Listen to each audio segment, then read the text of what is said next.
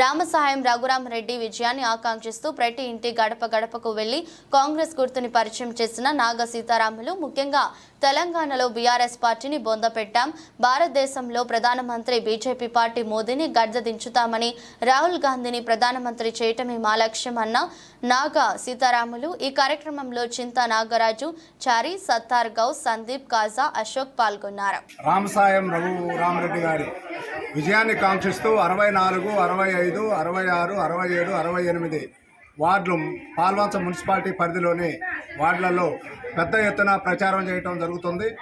అలాగే ర్యాలీగా బయలుదేరి కాంగ్రెస్ నాయకులు, కార్యకర్తలు ఈ వార్డులలో ఉన్నటువంటి అందరూ కూడా రోడ్డు మీదకి వచ్చి రఘురామరెడ్డి గారి విజయాన్ని కాంక్షిస్తూ ప్రచారం జరుగుతుంది.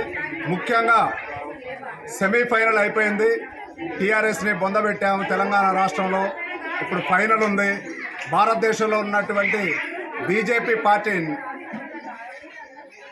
మోడీ చేస్తున్నటువంటి నియంత్రణతో పాలనని అంతమొందించాలంటే ఇప్పుడున్న మేధావులు అందరూ కూడా, వివిధ రాజకీయ పార్టీ నాయకులు కూడా అందరూ ఆలోచించాల్సిన అవసరం ఉంది.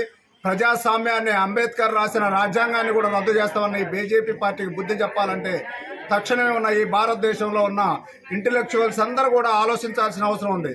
పార్టీలకు అతీతంగా ఈ ప్రజాస్వామ్యాన్ని కాపాడుకోవాలంటే, మోడీని గద్దెదించాలంటే, కుల మత భేదాలని రెచ్చగొడుతూ మత విద్వేషాలను రెచ్చగొడుతున్నటువంటి బీజేపీ ప్రభుత్వాన్ని గద్దెదించాలంటే మనం అందరం ఏకం కావాల్సిన అవసరం ఉంది.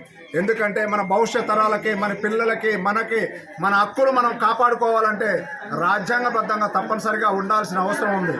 ఈ రకంగా ఈ భారతదేశంలో నియంత్రణతో పోతున్నటువంటి మోడీని అత్యవసరంగా గద్దెదించాల్సిన అవసరం ఉన్నది. కాబట్టి ఇప్పటికీ భారతదేశంలో 3 దఫాలుగా ఎలక్షన్లు జరిగినాయి.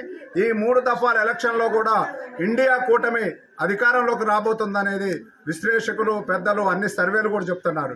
ముఖ్యంగా ఇండియా కూటమిలో ఉన్నటువంటి సిపిఐ, సిపిఎం, టీజేఎస్, ఈ భారతదేశంలో ఉన్న ఇతర పార్టీలందరూ కూడా కాంగ్రెస్తో కలిసి వచ్చినందుకే వాళ్ళకి ప్రత్యేకంగా కాంగ్రెస్ పార్టీ తరఫున నమస్కారాలు, ధన్యవాదాలు తెలియజేస్తున్నాం.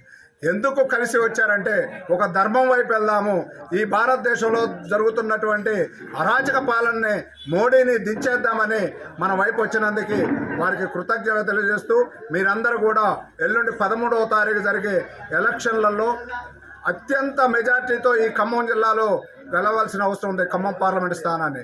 ఎందుకంటే తెలంగాణలో ఉన్న 17 పార్లమెంటు స్థానాలతో పాటు ఈ ఖమ్మం పార్లమెంటు కూడా జరుగుతుంది. కాబట్టి ఇక్కడ అత్యధిక మెజార్టీతో గెలిపించి రఘురామరెడ్డి గారిని రాహుల్ గాంధీ గారికి కానుకగా ఇవ్వాలని మేమందరం కోరుకుంటూ, ప్రధానంగా రాహుల్ గాంధీ గారు ప్రధానమంత్రి కావాలనే ఉద్దేశంతో ఈ భారతదేశంలో ఉన్న అన్ని పార్టీలు, ఇండియా కూటమిలో ఉన్న పార్టీలందరినీ కూడా భావిస్తున్నాయి. కాబట్టి మనం ఇక్కడ ఖమ్మం పార్లమెంటు నుంచి అత్యధిక మెజార్టీతో గెలిపించి మనం పార్లమెంటుకు పంపించినట్టుంటే అక్కడ రాహుల్ గాంధీ గారు ప్రధానమంత్రి అవుతారు.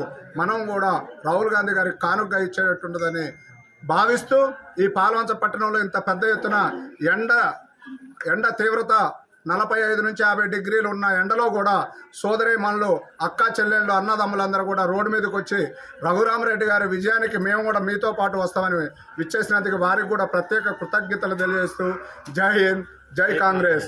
సోనియా గాంధీ గారి నాయకత్వం, రాహుల్ గాంధీ గారి